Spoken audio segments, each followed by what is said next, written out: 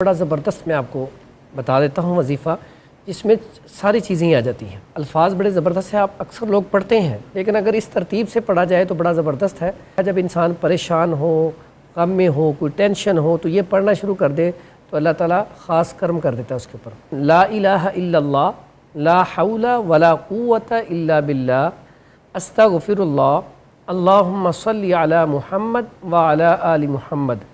اگر کبھی انسان کسی تکلیف میں ہو، ٹھیک ہے، اور کچھ بیان نہ کر سک رہا ہو اور کوئی پریشانی ہو اس کو، اور وہ بہت ساری چیزوں کو جو ہے نا سہ رہا ہو اور صبر کا ساتھ جو ہے دامن جو ہے نا چھوڑ رہا ہو، تو پھر مجھے بتائیں ایسے میں اس کو کوئی اگر پڑھنے کی کوئی آیت ہے، کوئی چیز ہے تو پلیز بتائیے۔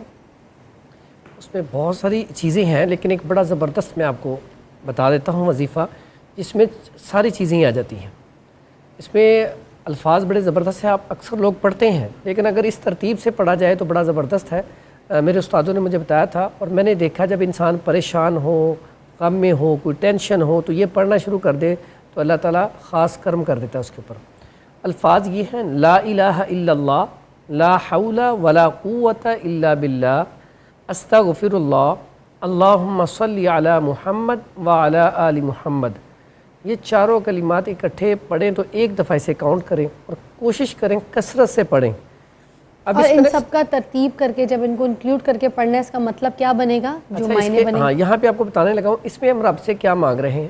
افضل الذکر لا الہ الا اللہ، اس سے بڑھ کے پوری کائنات میں ذکر کوئی ہے ہی نہیں، بے شک۔ اور جو بندہ رب کا ذکر کرتا رہتا ہے اس کے اوپر رحمتیں برستی رہتی ہیں۔ بے شک۔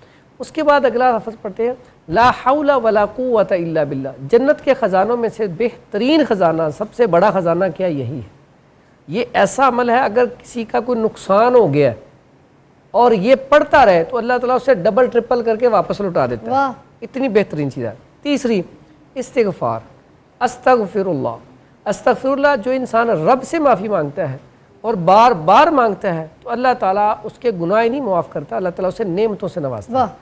آخری نمبر پہ درود ابراہیمی کے بارے میں جو بندہ پڑھتا ہے اللہم صلی علی محمد وعلی آل محمد، اتنا ہی پڑھ لیتا ہے، چھوٹا درود پڑھنے والے کے حوالے سے ہے کہ نبی اکرم صلی اللہ علیہ وآلہ وسلم کے پاس ایک صحابی آتے ہیں تو وہ کہتے ہیں کہ میں نے جو ایک حصہ رکھا ہوا ہے اپنے ٹائم کا، کہ اس ٹائم پہ میں جو عبادت کرتا ہوں ایک حصہ درود پڑھتا ہوں اور 3 حصے عبادت کرتا ہوں۔ تو نبی صلی اللہ علیہ وسلم نے فرمایا اسے بڑھا دو۔ دوسری دفعہ آیا، پھر نبی صلی اللہ علیہ وسلم نے کہا بڑھا دو۔ اب اور تیسری دفعہ آیا تو کہتا ہے میں 3 حصے درود پڑھتا ہوں، 1 حصہ دعا مانگتا ہوں۔